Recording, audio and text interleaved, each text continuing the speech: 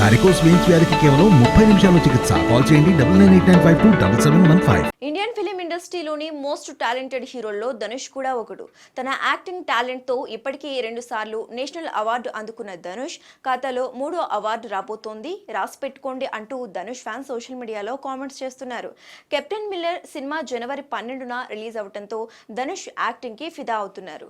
ఒక మంచి యాక్టర్ కి ఒక పర్ఫెక్ట్ స్క్రిప్ట్ తగిలితే ఎలా ఉంటుందో కెప్టెన్ మిల్లర్ సినిమా చూస్తే తెలుస్తుంది అనే మాట కోలీవుడ్ లో వినిపిస్తోంది. ధనుష్ కెరియర్ బెస్ట్ పెర్ఫార్మెన్స్ ఇచ్చాడు అంటూ క్రిటిక్స్ కూడా కాంప్లిమెంట్స్ ఇస్తున్నారు. అరుణ్ తామేశ్వరన్ కెప్టెన్ మిల్లర్ సినిమాతో ధనుష్ కి లార్జర్ దెన్ లైఫ్ సినిమా ఇచ్చాడు. మల్టిపుల్ షేడ్స్ ఉన్న క్యారెక్టర్ ని ధనుష్ అద్భుతంగా పోర్ట్రే చేశాడని అంటున్నారు.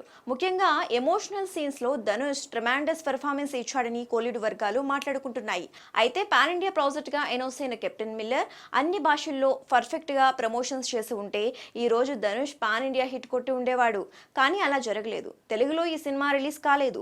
తెలుగులో 4 సినిమాలు రిలీజ్ అవుతూ ఉండటంతో థియేటర్ల సమస్య ఏర్పడింది.